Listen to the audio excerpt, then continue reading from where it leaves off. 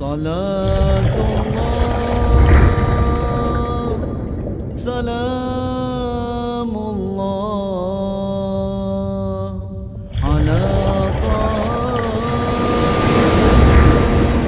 رسول الله صلاة الله. Ahlul bayt and Nabi is always the events of Karbala, and that today in this world everywhere is Karbala, everywhere is an unprecedented amount of slaughtering of innocents, slaughtering of people, and no caring for them, no caring for what they represent or what they stand for, no more humanity, and that disaster is upon mankind everywhere.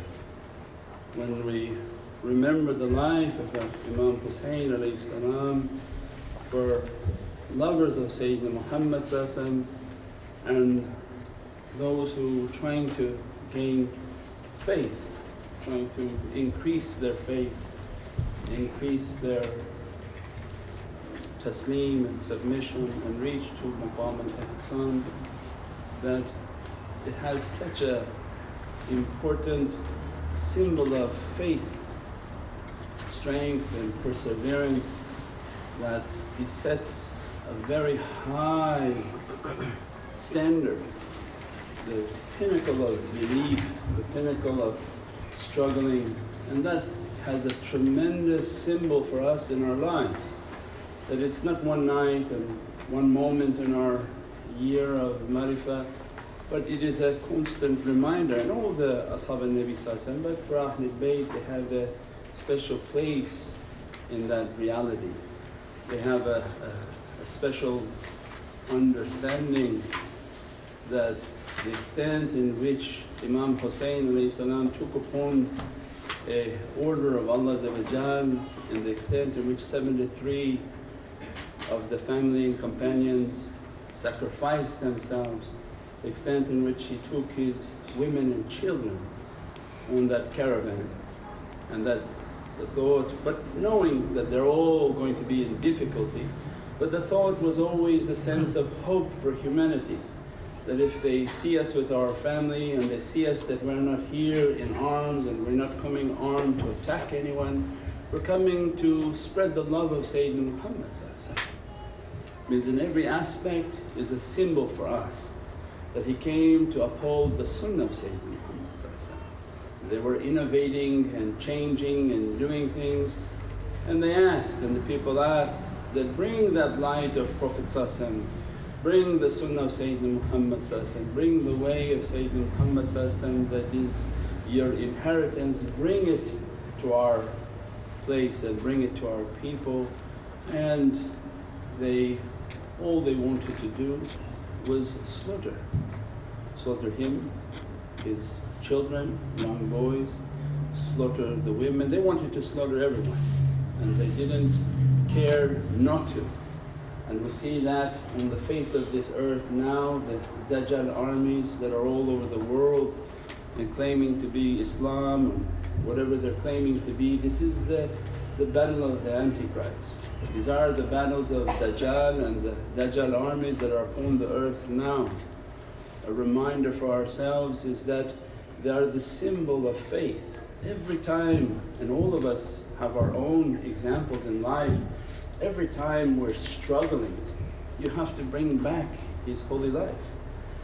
Every time we struggle with something, not happy with something, something not going our way, whatever it is in our tests in life, the importance is that they are our heroes. So for those who don't like to recognize, because shaitan wants to take the symbol of the hero away and put a rap star in its place from the pits of Jahannam.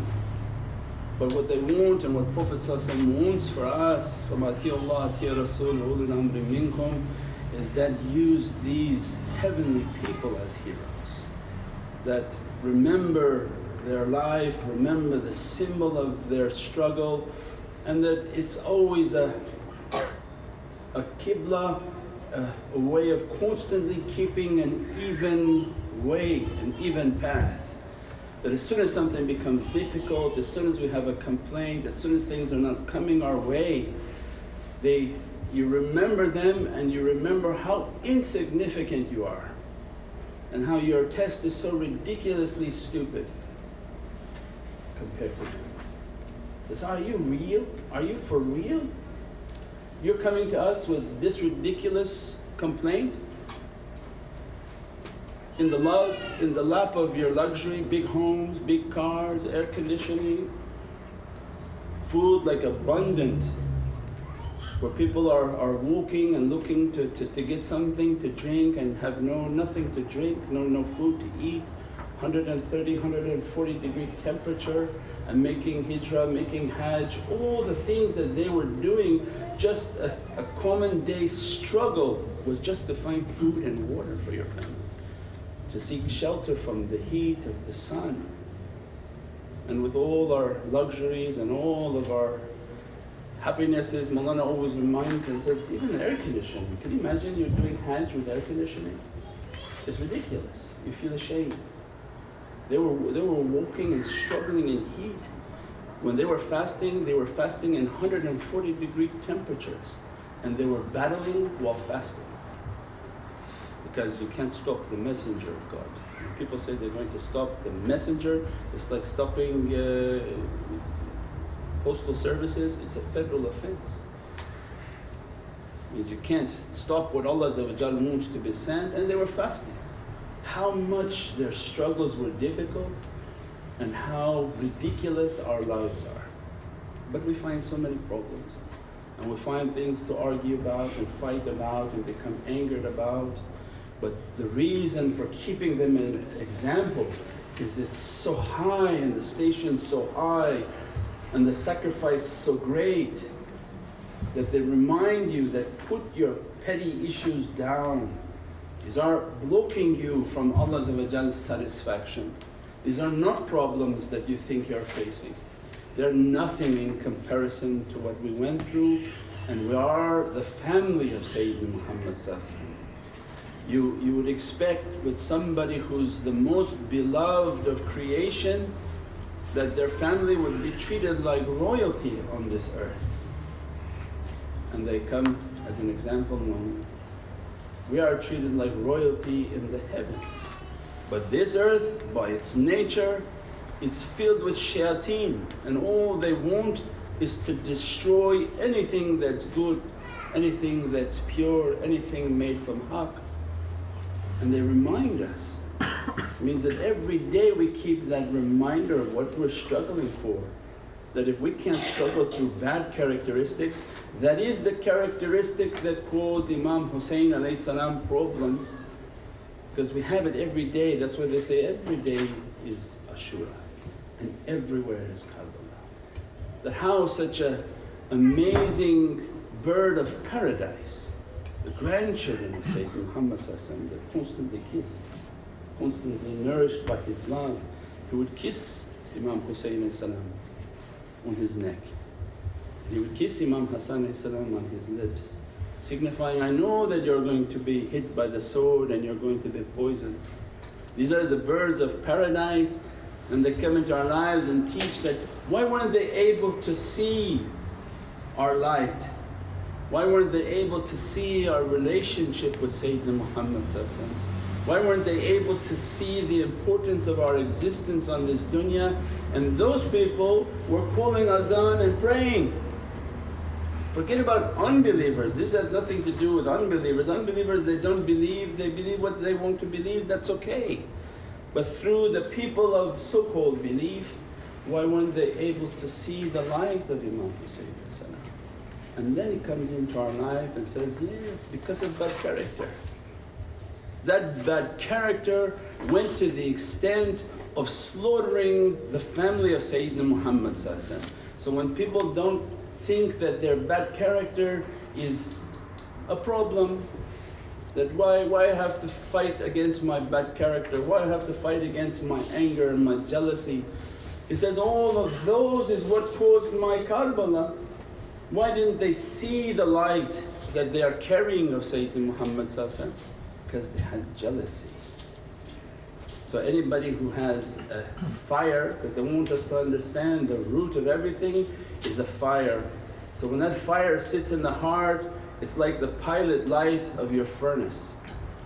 If we don't take that pilot light out and destroy it, every bad characteristic is like a gas on that pilot light. That's why Salat al-Najat and the importance of praying Salat al-Najat, that after Salat al-Tahajjud and the whole prayers that we have at Fajr time, Salat al-Najat is the prayer of Najat, of salvation. That in that sajda of Salat al-Najat, then asking, Ya Rabbi, take away this anger, that fire, the root, the evil fire, not the fire of upholding what Allah wants. This is the evil fire of anger that for no reason comes out. That pilot light of anger, as soon as jealousy comes, it's like an oil, that they became jealous of his station, jealous of his relationship with Sayyidina Muhammad, jealous of what he represents. So immediately that oil hit the fire and boom, they were ignited. And that jealousy blocked them from seeing what they're about to do, blocked them from realizing what they're about to do. And by the companionship of shayateen, they went and annihilated the family of Sayyidina Muhammad, many of which were exact images of Sayyidina Muhammad, the youth. That which they were calling to and calling the azan and praising and glorifying Allah, in front of them they are slaughtering them. The extent in which shaitan can play and destroy people.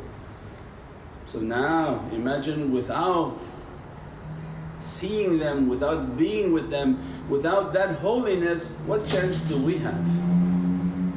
When the world is filled with fire and the world filled with bad characteristic, and everybody wants their fire to continue to grow, then they begin to abuse and beat and slaughter everyone.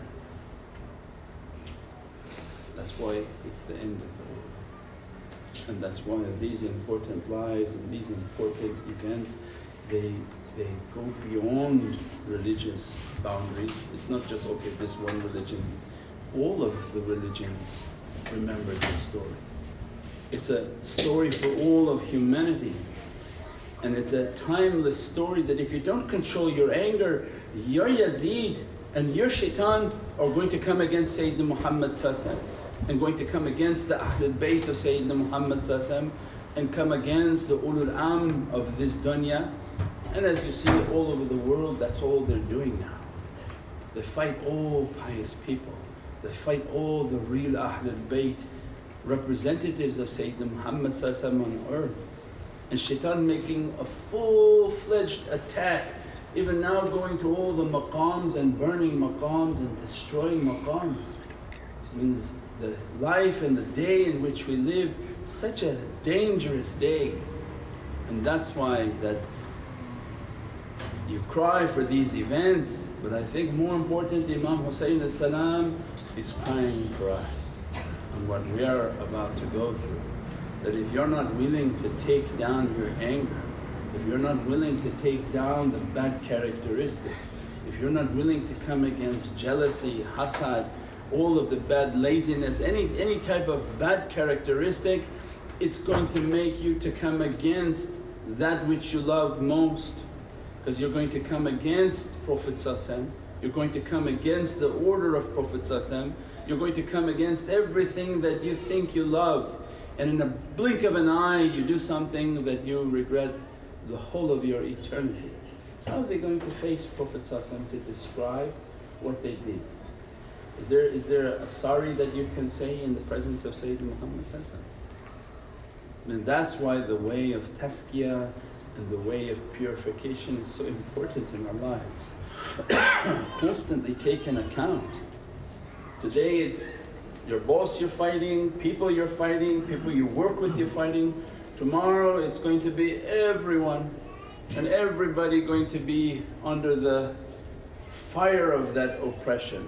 We pray that Allah grant us in this ashura the oceans of forgiveness, the oceans of light. If Allah happy with us and loving us, grant that love to Sayyidina Muhammad Prophet to be happy with us and loving us, that their lights to dress us, their qurb and their nearness to bring us into their nearness and save us from these fires. قُلْ يَا نَهْرُ كُنْ بَرْدًا وَسَلَامًا عَلَى إِبْرَاهِيمَ وَعَلَى النَّبِيِّ الكريم حبيب عظيم سيدنا ومولانا محمد المصطفى صلى الله عليه وسلم. InshaAllah Allah grant us from the lights of Ashura that we are nothing, we are da'if and we are weak servants, but we're only coming through the door of love. Love of Sayyidina Muhammad, love of ahlul bayt al-Nabi, love of ashab al-Nabi, love of awliyaullah fi sama'i wa fil ardi. Ya Rabbi subhana rabbika rabbil izzati. سيدنا النبي سيدنا النبي سيدنا النبي سيدنا النبي